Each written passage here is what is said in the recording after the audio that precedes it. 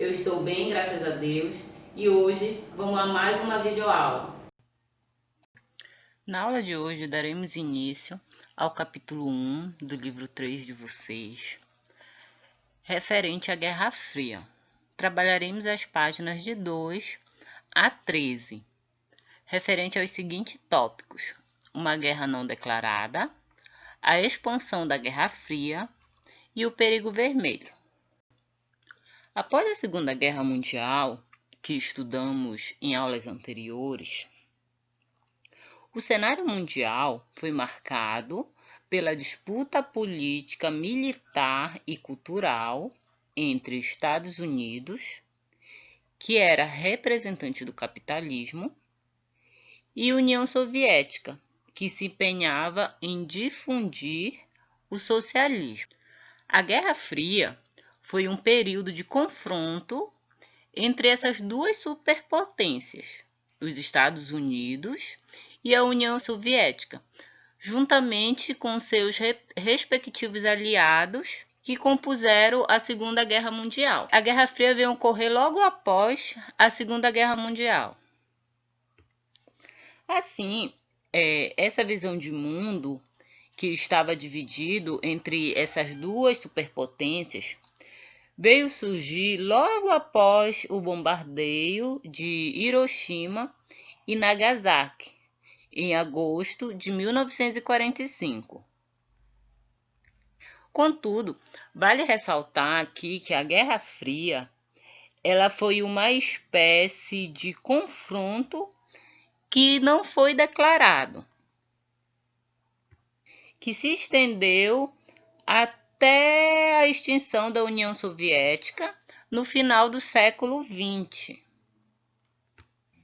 Em meio a isso, sabia-se que se ocorresse um embate direto entre essas duas superpotências, poderia-se se envolver ataques militares de enorme letalidade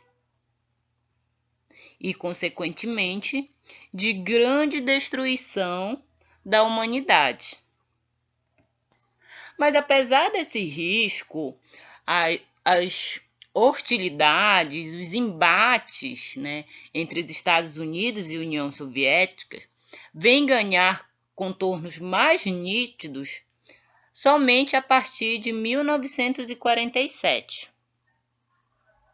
No momento em que o governo dos Estados Unidos anuncia a doutrina Truman, que orientava a política externa do país a lutar e a conter a expansão do comunismo.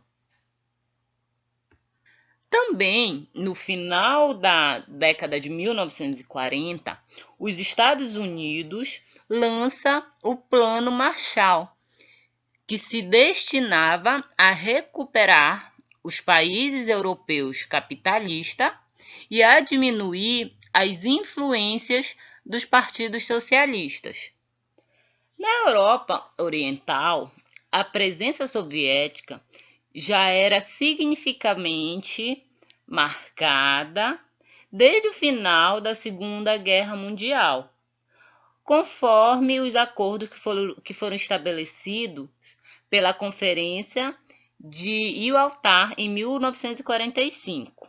E os países desse território viram seus governos serem submetidos pelo domínio dos partidos comunistas locais, abertamente apoiados e controlados por Moscou. Tanto que, durante a Guerra Fria, essa região passou a ser chamada de Cortina de Ferro, que foi uma expressão popularizada por Washington e uma alusão à interferência implacável da União Soviética sobre os países do leste europeu. Outro momento importante desse contexto é a derrota da Alemanha em 1945, que veio selar o destino da nação alemã até o final do século XX. Nesse contexto, os aliados decidiram, na Conferência de Potsdam, que iriam ocupar militar e politicamente o território alemão. O país seria dividido em 4 áreas a serem ocupadas por França, Inglaterra, Estados Unidos e União Soviética. Vale lembrar aqui, como estudamos anteriormente, que nesse momento, na Alemanha, a desigualdade entre os lados ocidental, que era o lado capitalista, e o oriental, que era o lado comunista, se davam de maneira muito intensa. E na medida que os efeitos da recuperação econômica promovida pelo Plano Marshall se fazia presente, esses grupos eles sentiam ainda mais esses efeitos. Em meio a isso, muitos alemães, sobretudo do lado leste, viam como solução se mudar para o lado oeste, o que era possível logo no começo, sobretudo se a pessoa viesse em Berlim e tivesse parente que vivesse nesse lado capitalista. Contudo, preocupada em conter a fuga da população para esse outro lado, e preocupado também em perder a mão de obra qualificada, o governo soviético, que controlava o lado oriental, começou a aumentar os meios de controle e a dificultar a passagem entre os dois territórios. O primeiro momento de crise promovido por essa política foi o bloqueio de Berlim em 1948. E no ano seguinte, a crise vem se agravar mais e assim se estipula a divisão oficial da Alemanha em 2 novos estados: a República Federal Alemã, que era capitalista, e a República Democrática Alemã, que era a comunista. Essa divisão da nação alemã em 2 estados representou um grande marco na nova ordem política internacional e deixou cada vez mais evidente a orientação ideológica das 2 superpotências, que, devido aos seus poderes nucleares, impunham uma grande vantagem no campo militar, que não restava outra opção aos demais países senão escolher de qual dos 2 lados ficar. Se era do lado do Washington, né, que seria o lado dos Estados Unidos, ou do lado de Moscou, que seria o lado da União Soviética.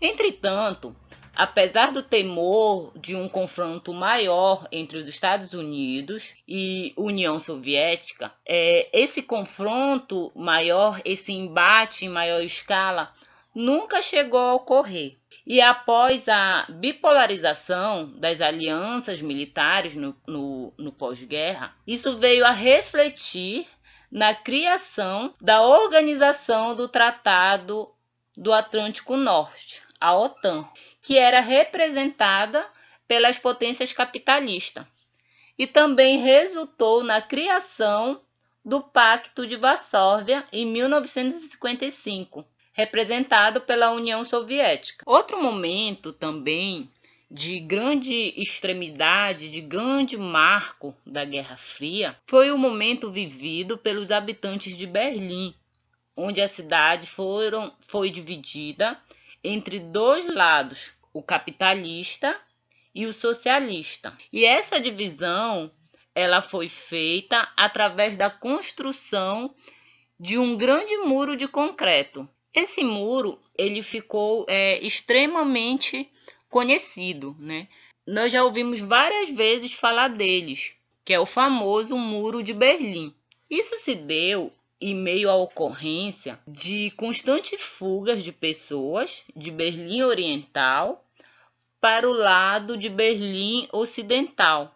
E quando o governo ele passou a perceber, né, essas fugas que aconteciam de forma frequentes, ele passou a dificultar, colocando nas zonas de fronteiras postos de guardas, cerca de arames, fósseis, cães, até que em 1961 ele finalmente decide erguer o Muro de Berlim, separando assim definitivamente o lado capitalista do lado comunista. É interessante a gente perceber aqui nesse contexto que para o povo de Berlim, a Guerra Fria teve um grande marco em seu cotidiano, uma vez que, com a construção desse muro, se separou lugares, pessoas, ideias, costumes, culturas. E, além disso, também a construção desse muro marcou